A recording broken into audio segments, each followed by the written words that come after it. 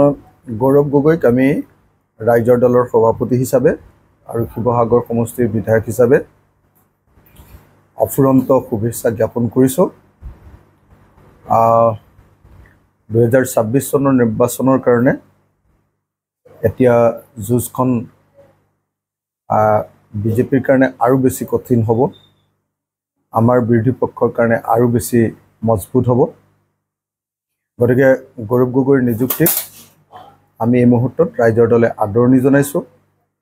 ৰাইজৰ দলে গৌৰৱ গগৈৰ নিযুক্তিক স্বাগতম জনাইছোঁ আৰু আশা কৰিছোঁ যে 2026ত আমি সকলোৱে মিলি বিজেপি দলক পৰাভূত কৰিব পাৰিম আৰু গৌৰৱ গগৈৰ নিযুক্তিয়ে আমাৰ বিৰোধী ঐক্যমঞ্চক শক্তিশালী কৰিব বুলি আশা প্ৰকাশ কৰিছোঁ। ঐক্যবদ্ধভাৱে আমি 26ত যুঁজ দিব পাৰিম বুলি আশা প্ৰকাশ কৰিছোঁ।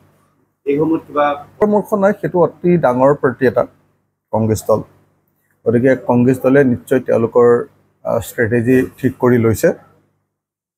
মাত্ৰ আমি এটাই আহ্বান জনাম যে 2026ৰ কাৰণে বিৰোধীবিলাক একলগ হ'ব লাগে আৰু বিৰোধীবিলাক একলগ হৈ আমি সকলোৱে মিলি 2026 চনত বিজেপিক পৰাভূত কৰিব লাগে। মানে আমিতো 30 মেলৈকে চাম বুলি কৈছিলোঁ, যে 30 মেলৈকে চাম কংগ্ৰেছে কেনেকুৱা ৰেছপন্স কৰে, তো এইবুলি আমি কৈছিলোঁ আগতে। কিন্তু এতিয়া যিহেতু নতুন নিযুক্তি দিছে, একেদিনাই আৰু এলায়েন্সৰ কথাটো পৃথিৱীৰ কোনো মানুহে পাতিব নোৱাৰে। গতিকে চাওঁ, আমি অকণমান সময় অপেক্ষা কৰোঁ, কি হয় দেখা যাওক। ডেফিনেটলি আমি গোটেইবিলাক জেচাৰবিলাক গম পাই যাম কেনেকুৱা ধৰণৰ। গতিকে দুদিনমান অপেক্ষা কৰোঁ, যিহেতু নতুন নিযুক্তি।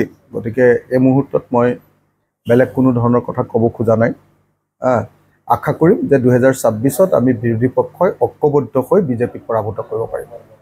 আপুনি আৰু এটা কথা কৈছিলে যে যদি মিত্ৰতা নহয় নতুন নিযুক্তি হৈছে, গতিকে গৌৰৱ গগৈৰ নেতৃত্বৰ কংগ্ৰেছে আচলতে কেনেকুৱা ধৰণৰ ষ্টেণ্ড লয়, সেই ষ্টেণ্ডটোৰ ওপৰতে গোটেই মিত্ৰতাৰ বস্তুটো নিৰূপণ কৰিব। যদি তেওঁলোকে পজিটিভ ষ্টেণ্ড লয়, নিশ্চয় 2026ত আমি ঐক্যবদ্ধভাৱে বিজেপিক হৰুৱাব পাৰিমেই। সেইটো এতিয়া কমপ্লিটলি গৌৰৱ গগৈৰ বা প্ৰদেশ কংগ্ৰেছ আৰু AICC তেওঁলোকৰ কোৰ্টত বলটো আছে। আমি এই মুহূৰ্তত নতুন নিযুক্তি হৈছে কাৰণে 30 মে'ৰ তাৰিখৰ যিটো আমি ৰিকুৱেষ্ট কৰিছিলোঁ যে মে' মাহৰ ভিতৰতে শেষ হৈ যাব লাগে, তো সেইটো নতুন নিযুক্তি যিহেতু হৈছে, ডেফিনেটলি অলপ সময় লাগিব, আমি অপেক্ষা কৰিম।